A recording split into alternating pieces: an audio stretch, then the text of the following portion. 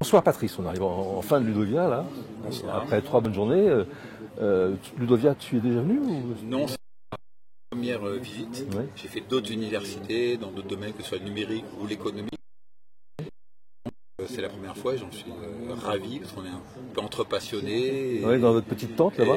Oui, et ça permet d'échanger et de se rendre compte qu'on n'est pas si fou ou isolé, mais qu'il y a alors, d'autres fous comme Donc nous le bilan est qui positif là pour l'instant. Tu vas repartir avec plein de bonnes idées en tête, Ouais. plein de projets, plein de liens aussi sans doute avec des collègues. Oui, et puis de la pêche aussi. Oui, Le c'est fait ça. que d'autres choses soient possibles fait que ça ouvre des horizons. Alors tu enseignes les sciences économiques et sociales Oui. en lycée, oui c'est ça.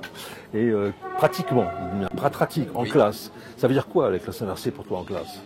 Dans ta discipline. Alors c'est préparer une partie des séances, pas toutes, parce qu'il faut varier les activités Oui. avec des élèves, une petite capsule vidéo comme on appelle, c'est-à-dire quelques minutes de présentation ou d'un concept ou d'une notion ou d'un petit savoir-faire qui permet de manière simple à l'élève de rentrer dans la matière, qui permet de noter sans être stressé d'avoir oublié un petit élément de la formule, puisqu'il peut mettre en pause la Qui veut, Voilà, ouais, comme toute vidéo qui est en ligne. voilà. Rassurer finalement quand on engage ensuite le travail plutôt qu'être en début d'heure où je répétais en permanence 10 fois la même formule. Et cette vidéo là, elle est en ligne Elles sont en ligne sur YouTube, donc j'ai fait le programme D'accord, t'as une petite chaîne YouTube voilà, à qui toi. s'appelle ES Prod TV, Oui. ES pour économique et sociale, production, qui est lié aussi à mon site internet et qui couvre les bases du programme, par exemple, qu'est-ce que l'inflation. Donc tout ça est partageable, bien sûr. C'est fait pour. C'est fait pour. C'est mutualisé. D'accord.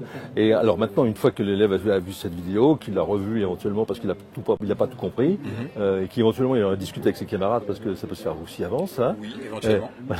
En classe, qu'est-ce qui se passe? Alors, je leur demande de prendre des notes tout simplement. Cours, mais ça permet de comprendre ce qui pour eux est important, ce qu'ils ont retenu, et donc ensuite d'orienter la séance par rapport aux éléments que j'estime essentiels ou qui leur a plu tout simplement. Et donc ça permet de rentrer très vite dans la partie des paradoxes, des difficultés, des limites, plutôt que c'est un quart d'heure à répéter des définitions bêtes et méchantes. Et alors donc, en classe, je suppose que l'activité est plus grande puisque oui, en particulier en travail de groupe, ça peut être en binôme, à 3, à 4, à 5, ça dépend si vous êtes en classe entière ou en demi-groupe évidemment, mais ça permet d'être évidemment plus réactif et finalement ça mobilise plus des élèves puisque dans un groupe on est pénalisé si l'un des membres du groupe n'a pas fait grand chose, on va moins vite que les autres et là c'est intéressant de motiver par les pairs. Bien sûr.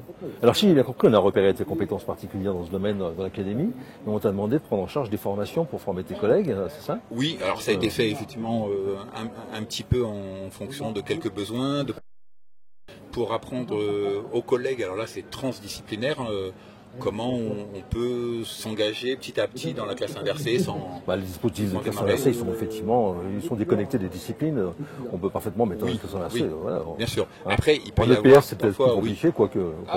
ça peut se faire. Je connais des collègues qui le font. Oui, c'est ça. Quand on a fait un peu de sport, c'est intéressant de voir un mouvement à l'avance. Voilà, ça peut être intéressant.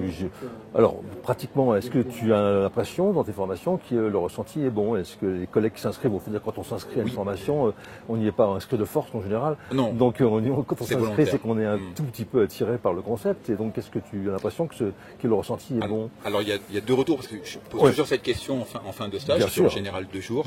Et en fait, il y a une double dimension. Ils sont contents d'avoir des réponses pratiques d'un enseignant qui, comme eux, est en classe, en lycée ou d'autres qui sont en collège. Parce que parfois, ils ont suivi des formations universitaires qui sont assez brillants sur le théorique, mais qui passent par rapport à une petite question très pratique, ne sont pas capables de répondre parce qu'ils ne connaissent pas la situation. Donc ça, c'est pas mal. Et c'est apprécié et ça donne une légitimité de dire, moi je l'ai fait, donc en gros, pourquoi pas vous. La frustration, par contre, comme il y a assez peu de formations aujourd'hui, assez peu de moyens dédiés à cela, surtout dans la classe inversée, eh bien, il y a une frustration puisque certains sont des débutants, alors ils vous demandent d'y aller doucement, de bien présenter les bases, d'autres ont déjà un peu avancé et résultat, ils voudraient dès le départ commencer dans le dur, dans l'utilisation de logiciels. Et donc là, il y a toujours de la frustration et c'est compliqué d'essayer de naviguer entre ces deux dimensions, ces deux attentes. Alors justement, cette frustration, elle vient, disais-tu, du manque de formateurs, du manque de formation, du manque d'engagement de l'institution dans la formation des enseignants. Oui, sachant que cette institution, l'éducation nationale le valorise, oui. le met en avant, n'a pas toujours les moyens de le faire, et donc est pris dans une contradiction. On parle bien de formation continue. Voilà, parce que, en formation initiale, tu n'as pas de nouvelles particulières, tu ne sais pas comment c'est mis en œuvre. Non, mais dans les SP, on commence, si on parle des SP, pour les futurs profs, on commence à installer bien sûr des formations transdisciplinaires. Est-ce que tu as des idées de la manière dont on pourrait essaimer ces pratiques, à la fois en enseignement, mais aussi en formation, puisqu'il s'agit de ça. Là justement, je pense qu'après avoir discuté avec beaucoup de collègues, y compris dans la salle des profs, qui savent un peu ce que je fais, l'une des premières limites des collègues qui sont en collège et surtout en lycée, parce qu'il y a le brevet ou plus tard le bac, c'est le programme. Ils ont un programme à respecter. Et on a des programmes qui sont un peu lourds, et très rarement on vous indique dans votre matière par rapport à cet élément du programme comment je peux faire de la pratique numérique ou de la classe inversée ou changer un peu mes méthodes par rapport à ce point précis du programme. Et résultat, on est tellement chargé par un programme que on utilise la méthode traditionnelle parce que c'est plus simple et qu'on a l'impression de ne pas pouvoir s'en sortir, que c'est trop long. Et donc, ce qui à mon avis, il faudrait modifier et à l'ESP et globalement dans la formation, c'est introduire dès le deuxième niveau de formation dans un domaine, une dimension disciplinaire pour montrer aux enseignants qu'on peut tout à fait enseigner telle partie du programme avec tel logiciel, telle méthode, tel apprentissage, et donc sortir un petit peu des réticences qu'ils ont vis-à-vis de leur discipline, où ils ont l'impression que c'est un petit peu fumeux, le transdisciplinaire, mais qu'on s'attache. Là, forcément, il faut des formateurs qui aussi sont liés à une matière. Donc il faut, à mon avis, lier les deux, ce qui pour l'instant n'est pas fait, c'est ce que je propose. Très bien. Écoute, je crois avoir compris l'essentiel. Est-ce que tu voulais ajouter quelque chose ?